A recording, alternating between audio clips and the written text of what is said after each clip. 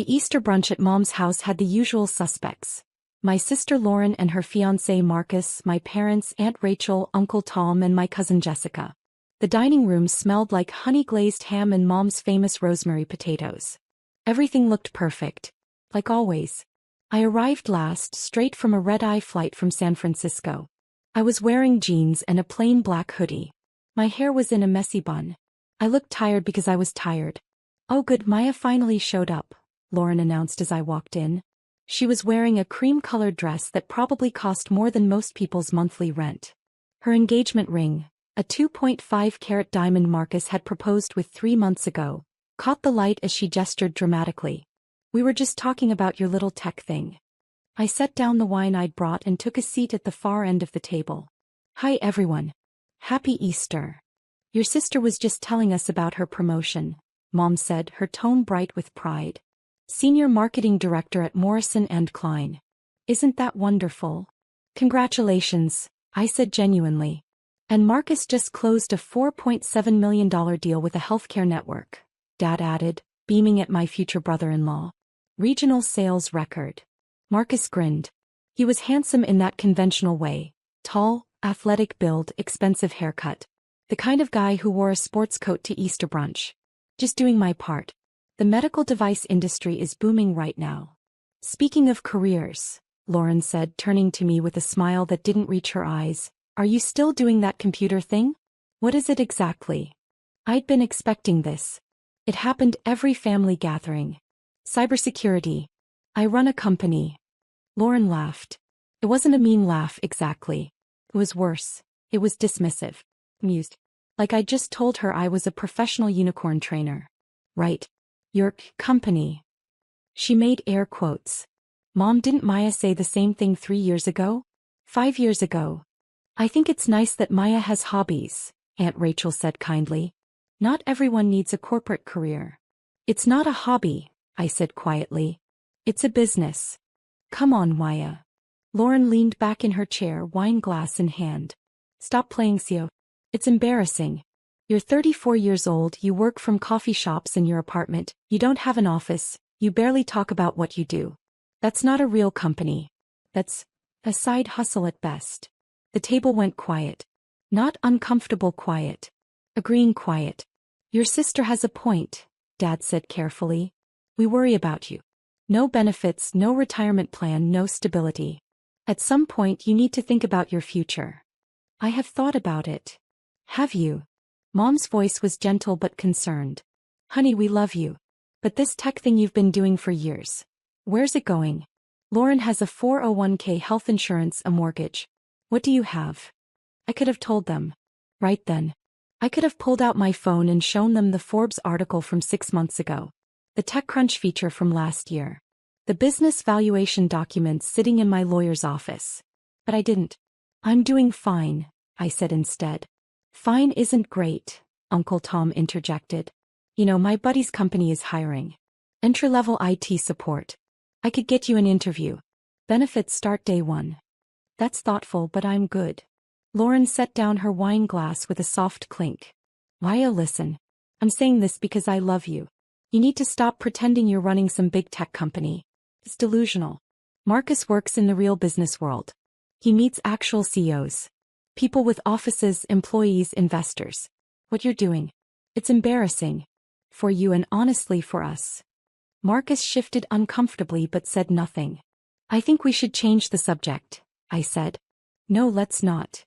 Lauren was on a roll now, fueled by wine and the captive audience. "Every year it's the same thing. I'm working on my business. I'm building something." "Building what, Maya?" "You live in a 1-bedroom apartment in Austin. You drive a 10-year-old Honda Civic. You dress like a college student. Where's this big success you keep talking about?" "I never said I was successful." "Exactly. Because you're not. And that's fine. Most startups fail. But you have to know when to quit. Get a real job. Join the adult world. Stop playing entrepreneur." Everyone nodded.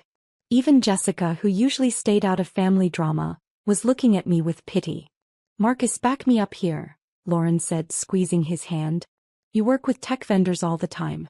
Tell Maya what real companies look like." Marcus cleared his throat. "I mean, yeah.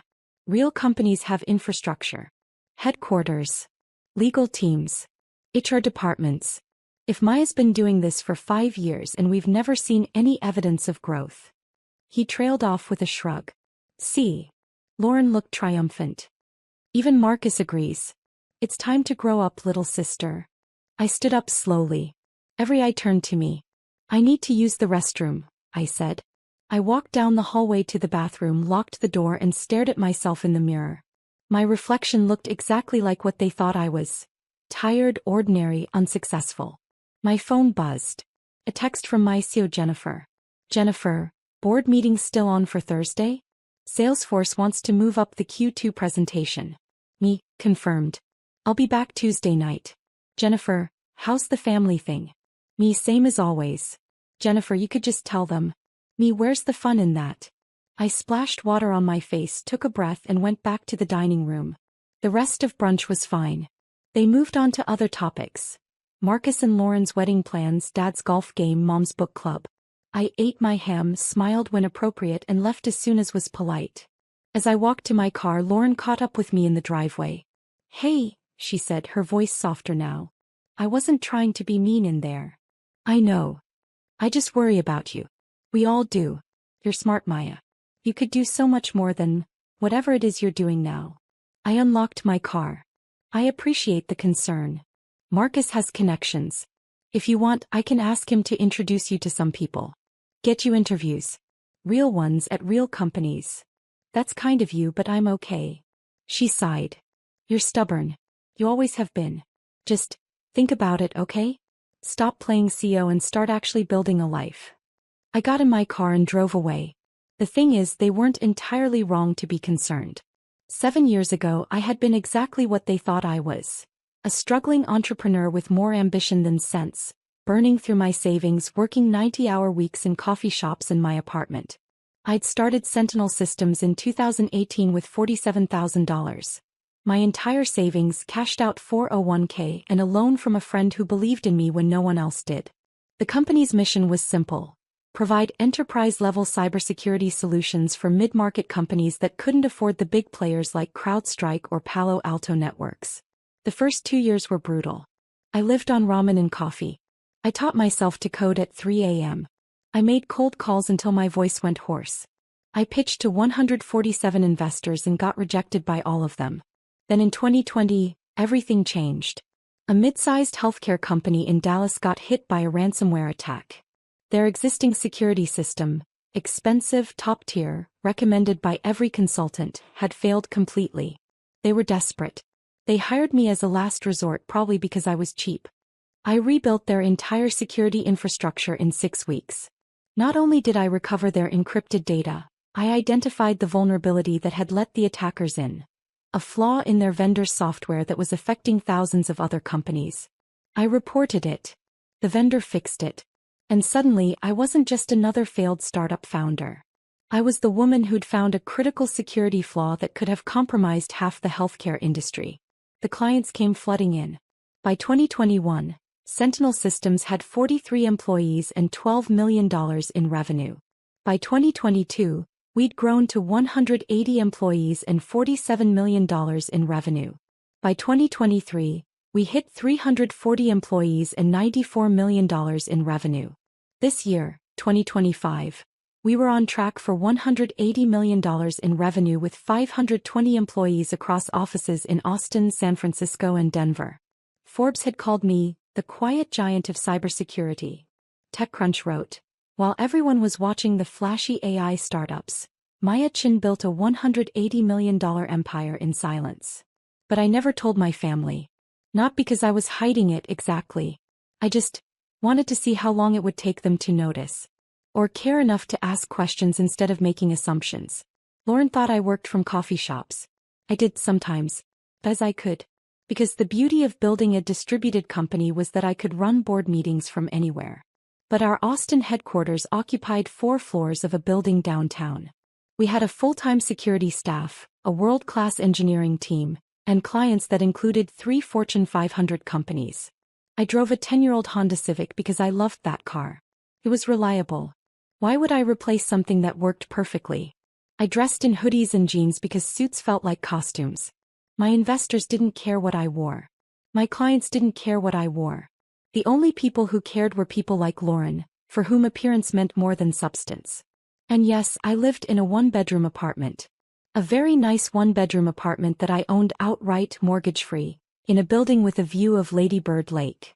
But they'd never asked to see it, so they'd never know. The truth was, I could have told them years ago. But their assumptions had become a kind of test. If they really cared about me, about what I was doing, about my life, they'd ask real questions. They'd Google my name. They'd show actual interest. They never did. 3 days after Easter, on a Wednesday morning, I was in our boardroom for final interviews. We were hiring for 3 senior positions: VP of Engineering, Head of Sales, and Director of Strategic Partnerships. The boardroom was on the 4th floor of our headquarters. Floor-to-ceiling windows overlooked downtown Austin. The walls were decorated with our company values, patents we'd earned, and a framed Forbes 30 Under 30 award from 2021 with my face on it. Jennifer, my CEO, sat to my right. Marcus Williams, our head of HR, no relation to my future brother-in-law, sat to my left. We'd already interviewed 2 candidates that morning. Next up is Marcus Porter, Jennifer said, glancing at her tablet. Applying for Director of Strategic Partnerships. Background in medical device sales. Impressive numbers. Regional sales record holder for MedTech Solutions. I looked at the resume in front of me. Marcus Porter.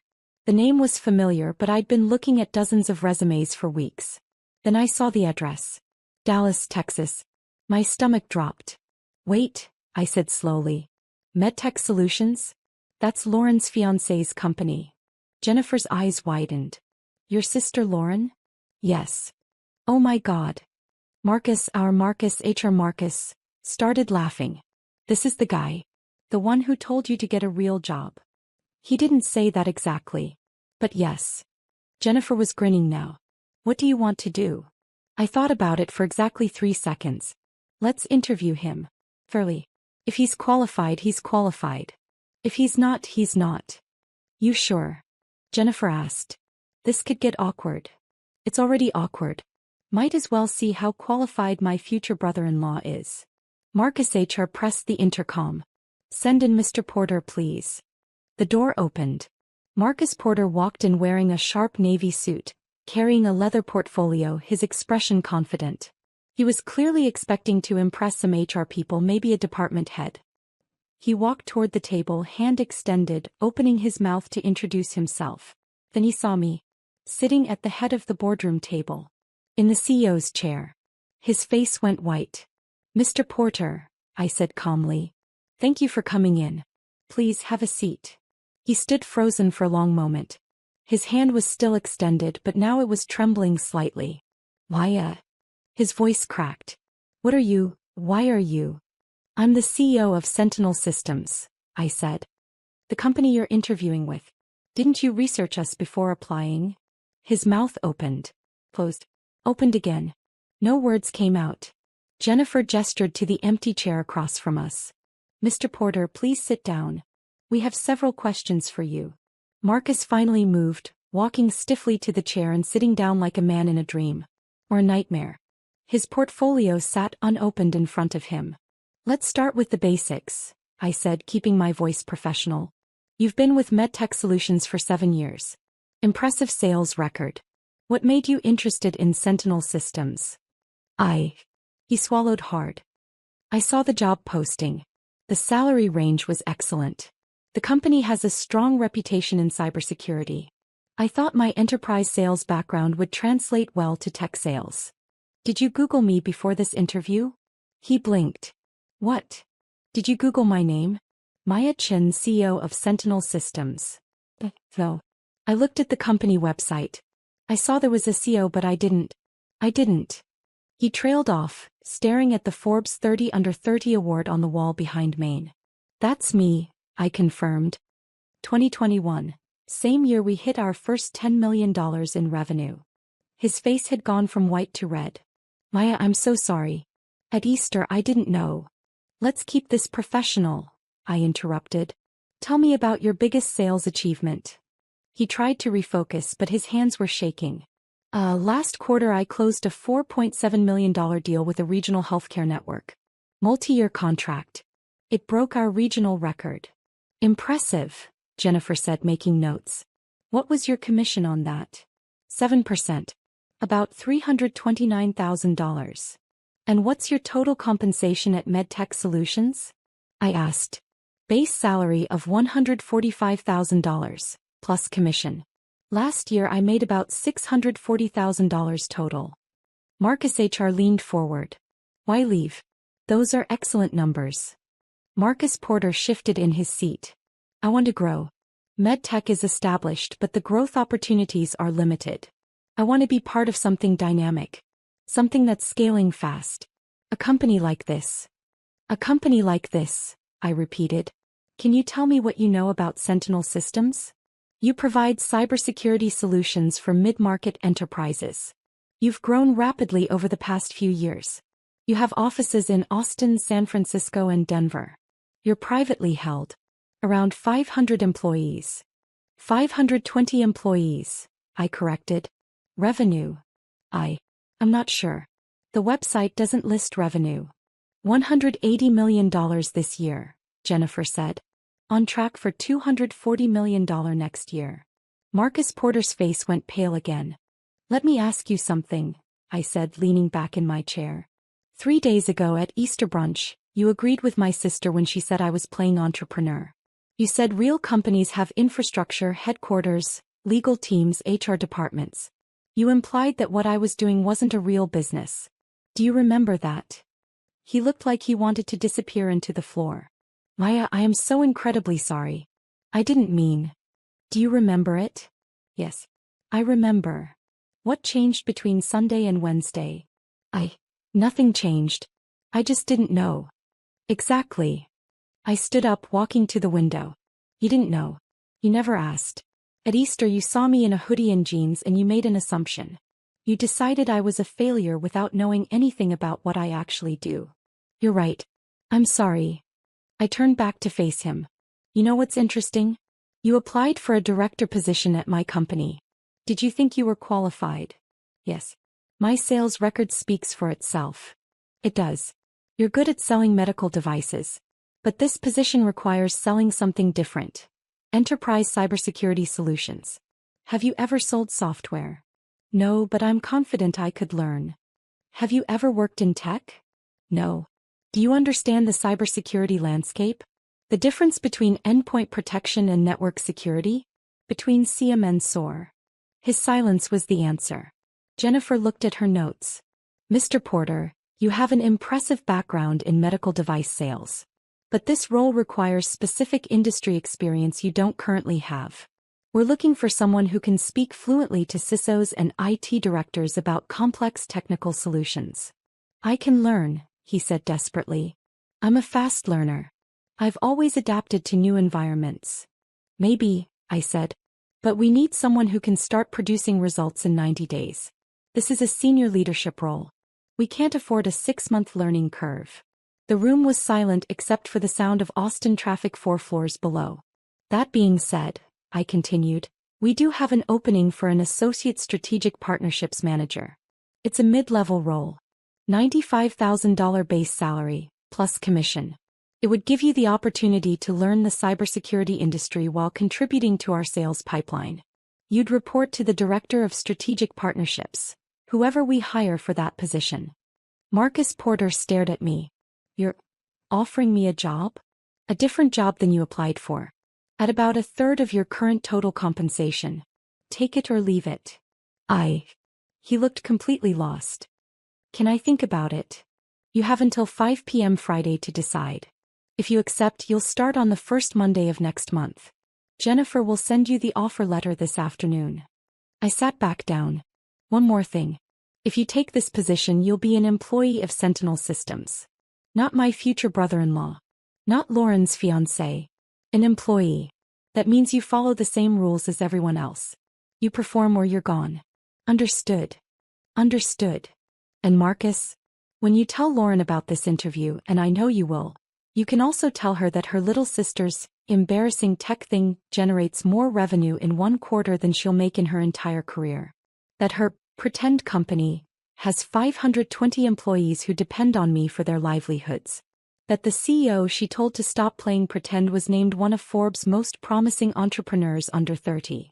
His face was bright red now. Or, I said more gently, you can just tell her you interviewed at a cybersecurity company and they offered you a different position. Your choice. Maya, I really am sorry. At Easter I was just agreeing with Lauren. I didn't mean to. You meant it, I interrupted. You believed it. And that's fine. You're not the first person to underestimate me. But now you know better. The question is, are you humble enough to take a junior role at a company you didn't think was real? He stood up slowly, still holding his unopened portfolio. I'll have an answer by Friday. Perfect. Jennifer will show you out. After he left, Marcus HR burst out laughing. Oh my God. That was the most professional takedown I've ever witnessed. I wasn't taking him down, I said. I was being honest. He's not qualified for the senior role. But he does have transferable skills. You really think he'll take the offer? Jennifer asked. I have no idea. But it'll be interesting to see if his pride allows it. My phone buzzed. A text from an unknown number. Unknown. Maya, it's Marcus. I just left your office. Can we talk? Please don't tell Lauren about this yet. I need to process what just happened. I showed the text to Jennifer. He grinned. He's panicking. Me, take the time you need. The offer stands until Friday. Marcus, did you know I'd applied? Is that why you took the interview? Me, I didn't know until this morning. But once I knew, I wanted to give you a fair chance. Despite what happened at Easter. Marcus, I don't know what to say. Me, say you'll think about the offer. That's all I'm asking. Marcus, I will. And Maya? I really am sorry. Thursday morning I was in back-to-back meetings. Financial review at 9 a.m., product roadmap discussion at 10:30, lunch with a potential investor at noon, board presentation prep at 2 p.m. My phone kept buzzing. I ignored it until my 2 p.m. meeting ended. 16 missed calls from Lauren. 23 text messages. I scrolled through them. Lauren, why is Marcus acting weird? Lauren, he came home yesterday completely pale. Won't tell me what happened. Lauren, did something happen at his interview? Lauren. Maya, answer your phone. Lauren, he said he interviewed at some cybersecurity company. Was it yours? Lauren, Lauren, I just Googled you. Lauren, I just Googled your company. Lauren, $180 million revenue? Lauren, Forbes 30 under 30? Lauren, why didn't you tell us? Lauren, Mom and Dad don't know. I called them. They had no idea. Lauren, call me back right now. I stared at the messages for a long moment. Then I called her. She answered on the first ring. Maya. Oh my God, why didn't you tell us? Hi, Lauren. Hi. That's all you have to say? I just spent the last hour reading articles about you. Forbes, TechCrunch, Business Insider. You're famous. I'm not famous. I'm just successful. Just successful? Just successful? Maya, your company is worth $180 million. That's revenue, not valuation. The valuation is closer to $850 million. She made a sound like a strangled gasp. 800. Maya, I told you to get a real job. At Easter. 3 days ago. I told you to stop playing Sue. I remember. And you didn't say anything. You just sat there and let us think you were, I don't know, doing freelance IT support or something. You never asked what I actually did. You just assumed. There was a long pause. Marcus interviewed at your company. He did. You interviewed him. You're his potential boss. I am. Oh my God. She sounded genuinely distressed now. Maya, he came home and locked himself in the study for 3 hours. He won't talk to me. What happened? I can't discuss personnel matters, Lauren. That's between Marcus and me. You offered him a job? I offered him a position, yes. Different from what he applied for. He has until tomorrow to decide. What position? Associate Strategic Partnerships Manager. Another pause. That's not a director role. No, it's not. Marcus applied for a senior leadership position he wasn't qualified for. But he has transferable skills, so I offered him a mid-level role where he could learn and grow. At what salary? I can't discuss that with you. If Marcus wants to share those details, that's his choice. Why? Her voice was strained now. He makes over $600,000 a year at MedTech Solutions. If you lowballed him, I swear. I made him a fair offer based on his qualifications for the role. If he doesn't like it, he doesn't have to take it. This is revenge, isn't it? For what we said at Easter. Lauren, I interviewed 15 people this week. I offered Marcus a position because he has potential, despite having zero experience in cybersecurity. I could have just rejected his application. Would that have been better? She was quiet for a moment. I called Mom. He's freaking out. She wants you to come to dinner this weekend. I'm flying to San Francisco tomorrow. I'll be gone for a week. Maya, please. We need to talk about this. As a family. There's nothing to talk about. You made assumptions. You were wrong. That's it. That's not it. She sounded close to tears now. I feel like an idiot. I told you to stop playing entrepreneur. I said your business was embarrassing. Everyone agreed with me. They did. And you knew the whole time. You knew you were successful and you just let us think you were failing. I didn't let you think anything. You chose to think it. Without ever asking a single real question about my work. That's not fair. Isn't it? When's the last time you asked about my company, Lauren? Not to mock it, but to genuinely understand what I do. Silence. You've never asked, I continued. None of you have. For 7 years I've been building something incredible. I've created jobs for 520 people. I've protected hospitals, banks, and schools from cyber attacks. I've built something that matters. And not once, did any of you care enough to ask real questions. We cared, she said weakly. You cared about appearances. About whether I had the right job title, the right car, the right apartment. You didn't care about what I was actually doing. Maya, I'm sorry. We're all sorry. Please come to dinner this weekend. Let us make this right. I have work, Lauren. That's what happens when you actually run a real company. I hung up. Friday afternoon at 4:47 p.m., Marcus Porter sent his response. Marcus, I'm accepting the offer. I start May 6th. Thank you for the opportunity. Me, welcome to Sentinel Systems. HR will reach out with onboarding details. Marcus, can I ask you something? Me, go ahead. Marcus, why give me a chance? After Easter you could have just rejected my application. I would have deserved it. Me, because you're good at what you do. And being wrong about someone doesn't mean you can't learn to be better. Everyone deserves a second chance, if they're willing to work for it. Marcus, I won't let you down. Me, I know. See you May 6th. 10 minutes later, Lauren called again. I let it go to voicemail. Lauren, Maya, Marcus told me he took the job. I don't know what to say. Thank you for giving him a chance even though we didn't deserve it. Mom wants to throw you a celebration dinner. Dad wants to talk to you about investments. Everyone's talking about you. The whole family is calling asking why we didn't know. I told them we never bothered to ask. Maya, I'm really sorry. Please call me back. I deleted the voicemail.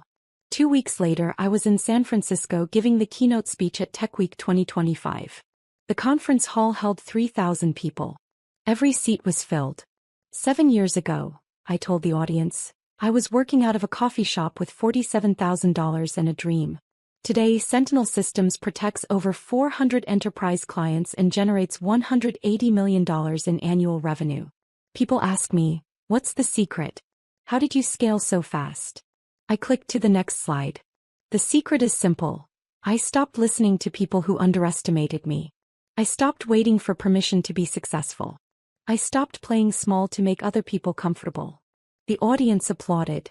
There will always be people who doubt you. Family, friends, colleagues. People who look at you and see what you're not instead of what you could be. You can spend your energy trying to prove them wrong. Or you can spend your energy building something so undeniable that their opinions become irrelevant. More applause. I chose the latter. And so can you. After the keynote, I did a press interview with Forbes. The journalist asked me about my family. They're supportive, I said diplomatically. They always have been. It was a lie. But it was the kind of lie that kept family dinners from becoming complete disasters. Marcus Porter started at Sentinel Systems on May 6th. He was quiet, professional, and worked harder than anyone in his department. He never mentioned Easter. Neither did I. Lauren sent weekly text messages. I responded to about half of them. Mom left voicemails about catching up and celebrating my success. I ignored most of them. Dad emailed me about investment opportunities. I forwarded them to my financial advisor without responding. The truth was, I didn't need their validation anymore. I'd stopped needing it somewhere around year 3 when I realized that the people who truly mattered, my employees, my investors, my clients, already saw me for who I was. But there was one person who deserved to know the full story. 3 months after Easter, I flew to Portland to visit Rebecca Chin. No relation, though we joked about it constantly. Rebecca had been my college roommate, my first employee, and the person who'd loaned me $15,000 when I was starting Sentinel Systems. We met at her favorite coffee shop. She was still working as a software engineer at Intel, happy with her stable corporate job. "So," she said, stirring sugar into her latte, "I heard your sister found out." "She did. In the most awkward way possible." "Good." Rebecca grinned. "She deserved it. They all did. Her fiancé works for me now." Rebecca choked on her coffee. "What?" I told her the whole story. By the end she was laughing so hard she was crying. "Oh my God," she gasped. "That's the most perfect revenge I've ever heard." "It's not revenge. I gave him a fair shot. Maya, you made your future brother-in-law take a 70% pay cut to work as your junior employee. That's revenge. Justified, deserved revenge, but still. He didn't have to take it. But he did. Because he knows he screwed up. Because he wants to be part of what you built." She shook her head. "You're more generous than I would have been." We talked for 3 hours. About the company, about life, about everything that had happened in the 7 years since I'd started this crazy journey. "You know what I love?" Rebecca said as we were leaving. "You didn't change who you are. You're still the same Maya who wore hoodies to investor meetings and refused to play corporate games. You just got rich while doing it." "I'm not rich. The company is valuable." "Same thing." "Not really. Most of my net worth is tied up in equity." "How much equity?" "I own 73% of the company. At our last valuation, that's roughly $620 million. Rebecca stared at me. $620 million. On paper. I can't exactly spend it. Still counts. She hugged me tight. "I'm proud of you. And for what it's worth, I knew you'd make it. Even when you were eating ramen 3 meals a day and sleeping 4 hours a night. I always knew. That's why I gave you 2% equity when you loaned me that money." Her eyes widened. 2% of, wait. The company's worth $850 million. As of last month, yes. She did the math in her head. That's $17 million. $17 million on paper. If we ever have a liquidity event, you'll get the money. Until then, it's just numbers. Rebecca sat down on the nearest bench. "I loaned you $15,000 because you were my friend and I believed in you. I didn't expect." "I know. But you took a risk on me when no one else would. That's worth something." She wiped her eyes. "Okay, now I'm crying. In public. Thanks for that." "You're welcome." 6 months after Easter, I got an email from Lauren. Subject: Thanksgiving. "Dear Maya, I know we haven't talked much since everything happened. I want you to know that I've spent the past 6 months thinking about what I said at Easter and I'm ashamed. I was cruel. I was dismissive. I treated your work like it didn't matter because it didn't fit my narrow definition of success. You deserved better from me, from all of us. Marcus has told me about working at Sentinel Systems. He loves it. He says it's the best career move he's ever made, even though he took a pay cut. He says you're the best CEO he's ever worked for. That you're fair, demanding, and genuinely care about your employees. I should have known that about you already. I should have cared enough to ask. Mom and Dad want to host Thanksgiving this year. They want you to come. I want you to come. Not to show off your success or prove anything, but just to be together. As a family. I know I don't deserve your forgiveness. But I'm asking anyway. Love, Lauren." I read the email 3 times. Then I replied, "Lauren, I'll come to Thanksgiving. But I need you to understand something. I didn't build Sentinel Systems to prove anyone wrong. I built it because I love what I do. Because I wanted to create something meaningful. Your opinion, anyone's opinion, doesn't change that. I forgive you. Not because you asked, but because holding on to anger takes energy I'd rather spend building my company. See you at Thanksgiving. Maya." Thanksgiving was different. I arrived in jeans and a hoodie because some things never change, but this time no one commented. Lauren hugged me at the door. Mom cried. Dad shook my hand with something that looked like respect. Marcus was there too, looking more relaxed than I'd ever seen him at a family gathering. Over dinner they asked real questions. About the company, about cybersecurity, about what I actually did all day. I answered honestly. No showboating, no proving points. Just facts. I still can't believe we didn't know, Aunt Rachel said. 520 employees. $180 million in revenue. And you never said a word. You never asked, I said simply. But that's okay. Not everyone needs to understand what I do. We want to understand now, Mom said quietly. Then ask questions. Real ones. Not, when are you getting a real job? But, what problem is your company solving? Not, why don't you have an office? But, how does your business model work? Ask because you care, not because you're checking boxes. Dad nodded slowly. Fair enough. So what problem is Sentinel Systems solving? I smiled. And I told them. 2 years later, Sentinel Systems was acquired by Cisco for $2.3 billion. I retained 73% equity, which translated to roughly $1.68 billion after taxes. I kept the company operating independently. Kept all 520 employees. Kept the culture we'd built. Rebecca Chin retired at 38 with $46 million from her 2% equity stake. Marcus Porter became Director of Strategic Partnerships after 18 months of exceptional work. He and Lauren got married. I was in the wedding. My family still doesn't fully understand what I do. But they've stopped making assumptions. And that's enough. Last month, Forbes ran a feature. Maya Chin, the CEO who built an empire in silence.